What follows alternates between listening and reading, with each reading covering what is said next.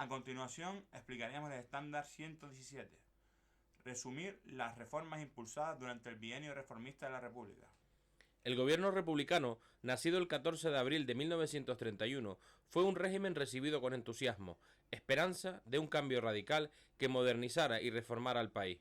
Pero a la vez nació con las antipatías propias de todos los enemigos de este cambio, la derecha, así como de quienes veían cualquiera de sus reformas como insuficiente, la extrema izquierda, y en el marco de la inoportuna crisis del crack del 29, que llega a España en este periodo, en un contexto en el que Europa se debate entre la democracia y el fascismo. El gobierno provisional estaba constituido por los firmantes del Pacto de San Sebastián, republicanos, nacionalistas y socialistas. Convoca elecciones a Cortes para el 28 de junio y promulga una serie de decretos ministeriales en temas considerados urgentes de resolver, con un proyecto de reforma agraria, reformar el ejército, iniciar las conversaciones con nacionalistas vascos y catalanes para pactar una solución autonómica. Las elecciones se celebraron el 28 de junio, con una participación del 70%. Recordemos que el alto absentismo era norma durante la Restauración. Una de las primeras tareas, tras elegir a Julián Besteiro como presidente del Parlamento, fue la de redactar una nueva constitución, aprobada el 9 de diciembre de 1931. Como elemento negativo, hemos de señalar que careció del consenso entre todas las fuerzas políticas, enfrentando a los sectores de izquierda y a los de derecha. Todo ello sería el comienzo de las reformas que entre el 28 de junio del 31 y el noviembre del 33 acometería el gobierno presidido por Manuel Azaña, aprovechando la mayoría parlamentaria. Un ambicioso programa tanto de reformas sociales como administrativas.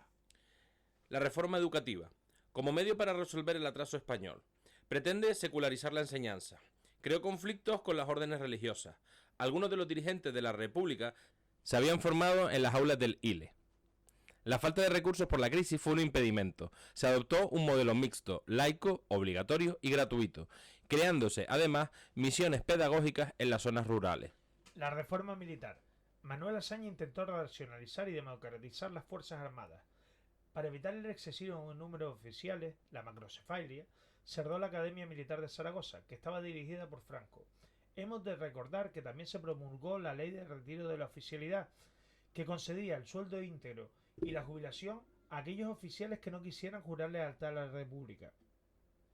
Se redujo también el gasto en defensa, lo que fue visto como un ataque al ejército por parte de los militares. Disminuyó la jurisdicción militar en beneficio de la civil, suprimiendo la ley de jurisdicciones de 1906. Se limitó la primacía de los militares africanistas y el gobierno no se atrevió a disolver la Guardia Civil, pero sí creó la Guardia de Asalto, que asumió la competencia de policía urbana. Reforma religiosa. La Constitución había abierto el camino a la secularización del Estado. Suponía la no confesionalidad del Estado, la supresión de la partida presupuestaria para la Iglesia, el cese de las competencias en educación, la libertad de culto y la prohibición de ciertas órdenes, como los jesuitas, la secularización de los cementerios, la ley de divorcio, de 2 de febrero del 32, y todo ello hizo que el clero fuera mayoritariamente contrario a la República y favorable a los partidos de derecha. La reforma territorial o la creación de los estatutos de autonomía. La Constitución de 1931 recogía la posibilidad de acceder a un estatuto de autonomía. El País Vasco presentó mayores problemas porque su primer proyecto, el Estatuto de Estella, de 1931, fue considerado inconstitucional. El Estatuto Vasco solo fue aprobado una vez empezada la Guerra Civil, en 1936, siendo lehendakari el líder del PNV, José Antonio Aguirre. El gobierno provisional reconoció a la Generalitat y se redactó el Estatuto de Núria, aprobado en referéndum el 2 de agosto de 1932, tras haber anulado Francesc Macià la proclamación de la República Catalana. El estatuto aprobaba competencias económicas, sociales, educativas, culturales y establecía la cooficialidad del catalán. El fracaso en el 10 de agosto de 1932 del golpe de estado de Sanjurjo fortaleció a Azaña, que publicó la Ley de Bases de la Reforma Agraria en el 9 de septiembre de 1932, creando para su aplicación el IRA, Instituto para la Reforma Agraria. La lentitud en su aplicación decepcionó a los campesinos. Su aplicación despertó el rechazo de las clases conservadoras. La reforma agraria era la gran esperanza del gobierno para mejorar la situación económica de amplias capas de la sociedad. Recordemos que España está bajo los efectos del crack del 29 y por lo tanto en medio de una crisis económica. por lo que esta reforma permitirá el acceso a la propiedad de la tierra, que también modernizaría el país. Busca un reparto más justo de las propiedades. La reforma contó con la oposición de los propietarios latifundistas y de los partidos de derecha. Estos bloquearon parlamentariamente las reformas, lo que agudizó la conflictividad social. Como hito reseñable destaquemos los intentos revolucionarios de la CNT y de los sectores socialistas dirigidos por Largo Caballero. La reforma además incluía el establecimiento de horarios, salarios mínimos y la obligación de poner en cultivo las tierras aptas para ellos. La reforma laboral. Se estableció una política laboral bajo la dirección del ministro socialista Largo Caballero. Se buscaba otorgar a los trabajadores, por medio de los sindicatos, y más control paulatinamente sobre las empresas. No renunciaba a la transformación revolucionaria de la sociedad, pero, como argumenta Gabriel Jackson, pretendía alcanzarla por causas fundamentalmente reformistas.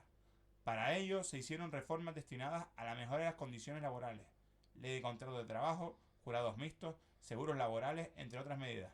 Largo Caballero utilizó a la UGT para frenar la conflictividad laboral, potenciando el diálogo con la patronal frente al radicalismo de anarquistas y comunistas favorables a la colectivización. Sus reformas paliaron el impacto de la crisis en las clases trabajadoras.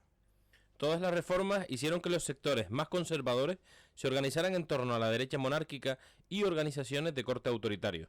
La SEDA, Confederación Española de Derechas Autónomas, de José María Gil Robles, Renovación Española, de 1933, siendo ellos alfonsinos, Comunión Tradicionalista, carlistas, y pequeños grupos de inspiración fascista como las JONS, Juntas de Ofensiva Nacional Sindicalista, que se une a Falange Española, dirigida por José Antonio Primo de Rivera.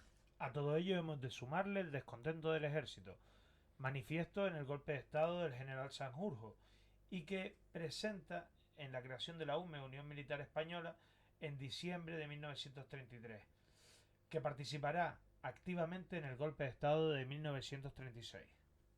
Pero tal vez el mayor problema de la República era el hecho de que solo aspirara a una modificación de los fundamentos del Estado, es decir, tenía una disposición reformista que no contentaba las ansias revolucionarias de los grupos más a la izquierda. Recordemos que el anarcosindicalismo se dividía desde finales de la dictadura de Primo de Rivera entre una tendencia posibilista, liderada por Ángel Pestaña, líder de la CNT, y el carácter revolucionario de la FAI.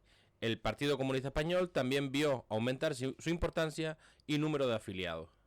Ante los actos insurreccionales, la dura represión de Casas Viejas desacreditó al gobierno, que se vio obligado a convocar elecciones para noviembre de 1933.